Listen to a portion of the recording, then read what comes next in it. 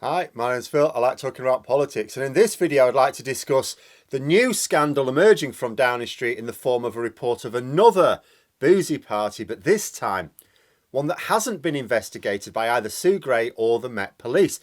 Basically, if Boris Johnson's allies think this might all blow over, they've got another thing coming. But first, if you'd like to be notified of daily news and politics, please subscribe to the channel and click the bell notification icon. So sometimes I think to myself, do you know what would be really nice? To have politics be just interesting enough for people to want to listen to people like me commenting on it without being absolutely bonkers to the point where it's like unravelling the Christmas tree lights every year. Don't give me your advice about winding it around something. Don't have time for that. But look where we are right now. We have a serious cost of living crisis. It's already impossible for millions of people, and the situation is set to get way worse later this year. The government are largely responsible for failing to do anything about it, either in the form of economic growth, where we're lagging behind badly comparable economies, or in terms of price caps, which they're allowing to rise even higher where they even exist. The government is also failing to make good on its Brexit and levelling up promises. On Brexit, it's failing to put in place the promised systems to manage our trade with Europe, as well as trying to tear up the oven-ready deal that he won the election on the promise of. On levelling up, it's beyond embarrassing. Every time there's a new announcement, it's to say that the promised plans for areas outside of the south of England were being cut from the programme. Quite how they ever expected to retain the red wall under these circumstances is beyond me. I've said before and I'll say it again. The reason Boris Johnson is still Prime Minister, it's not because he's a remarkable politician or a great escapologist or even because he's in touch with ordinary voters. It's because Tory MPs don't think anyone else can win those seats in the north of England for them. Well, I think I've got news for them. That may be true, but Boris Johnson isn't going to win them either. He's broken his promises to them. He's shattered their trust over partygate. We have a new one now. Up until last night, I'd have said that the reason this scandal will never blow over is because what angers people is having to have stayed away from their loved ones as they died alone, potentially afraid. Many could not even attend services. This was hard for people, but they did it because Boris Johnson told them to. They were all in it together. But were the Eckers like? Boris Johnson was partying in Downing Street, laughing and sticking two fingers up at the public. He cannot even claim that he didn't think people would find out, so you know what you don't know can't hurt you. The parties were so frequent, involved so many people, were photographed so readily that you'd have to be a moron to imagine that this would never come out. Of course it was going to come. What's the saying? If you put a cockerel in a basket, it will eventually crow. This was always going to come out. Boris Johnson didn't care. He thought the public loved him so much that they would let their king do anything. Like people say who are close to Boris Johnson will say things like he probably doesn't even realise he's done anything wrong. He probably feels genuinely aggrieved that people are upset with him. Don't they know he's different? But no, he's wrong. People are upset. And the pain that betrayal has caused will last to the next election and beyond. Like economic mismanagement, that can blow over. It's dodgy, but it can blow over.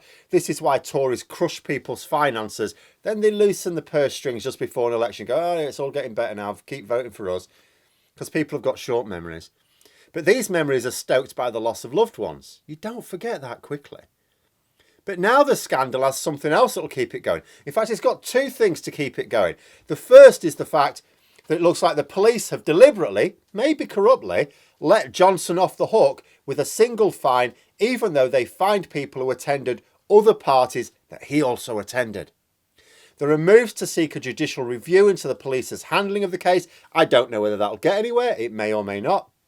The Mayor of London has asked for the reasoning behind the strange phenomenon whereby the police didn't even question Boris Johnson about parties that they determined were illegal and question other attendees about and find other attendees about as well. But the second thing that keeps this going is the knowledge that there were parties we don't even know about. Sue Gray didn't know about these parties, so they won't be in her report. The police didn't know about them, so they won't have investigated them either. The main story in the Mirror today is of a party that hasn't previously been discussed. We didn't know about it. A photo was leaked which was supposed to be celebrating the last press briefing of one of Johnson's officials, James Slack, who was going to then take over Lee Kane's job as Director of Communications. So this photo was on November the 17th, 2020, 4 days after the Lee Kane leaving do that ITV reported on a few days ago. James Slack was taking over Kane's job, as I say. This party was said to have had up to 40 people there and an open bar. It went well into the night, and messages, not yet published, seemed to suggest it was planned in advance. Not that that really matters. It just, the law at the time did not permit gatherings for social purposes just because they broke out spontaneously. So will this party be investigated? I suspect there won't be a rush to do so. Like the Met Police refused to investigate any of the parties, even when proof, not just evidence, proof emerged of them late last year. They only did so as the full Gray report was about to drop and court action was being taken against them. Even then, they did the bare minimum. The police made no effort to even question the Prime Minister about 4 of the 6 parties that he attended that they concluded broke the law. They made no effort to investigate whether there were other parties taking place. They didn't look at it and go, right, there was a lot here. Do you know what? There might have been even more. Shall we try and find out? No, none of that. So let's look at the situation here from the point of view of Tory MPs desperate for Johnson to shake this monkey off his back. First, the Gray report's coming out today, apparently. Maybe it's been published at the time the video comes out. Probably published too late for any MPs to read it before PMQs. We'll see. I don't think this will add extra pressure to Johnson, though, in all honesty. I'm sure it'll contain interesting new information. I'm sure I'll be doing a video specifically on it. But I just think it's likely to add details to what we already know.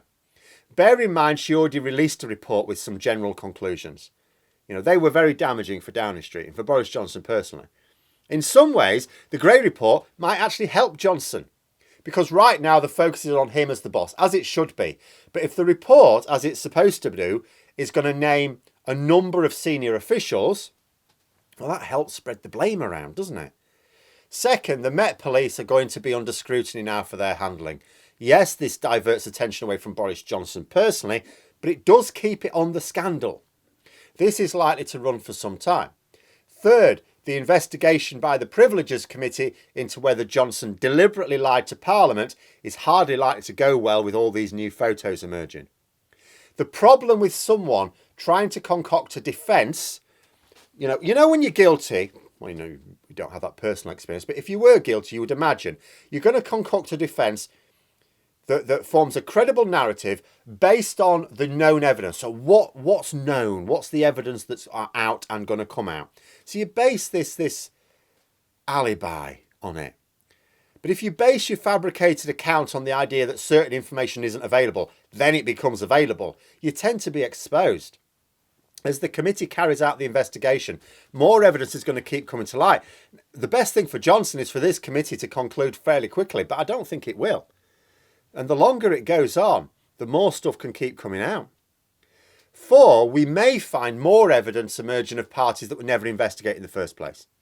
That'll keep the issue in the mainstream news as well. Oh, there was this party who didn't even know about this one. This is a new one.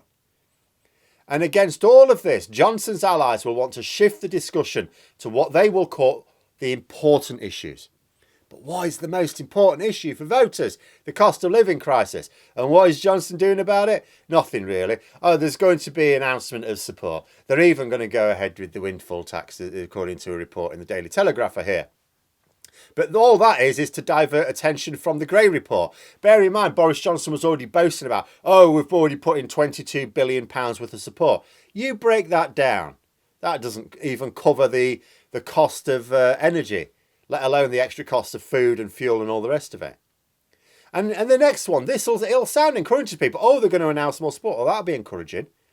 And they won't break down the figures. I'm going to do that when it's announced, but they won't break down the figures. But here's the thing. Once they realise that they still can't afford the bills, that's not going to be a topic where the government will be on strong ground, because that's what politicians need to do. A prime minister in trouble, engulfed in a crisis or a scandal, they need to retreat to strong ground. They try and shift it to some area where they've done well and they want to focus attention on that. Johnson's got nowhere to go. Brexit is a mess. Levelling up is a mess. The economy is a mess. The NHS is struggling. Crime is up. We're an international laughingstock. And the Daily Star are reporting on the government more often than people have been abducted by aliens these days. Johnson is supposed to be meeting with his MPs again this evening.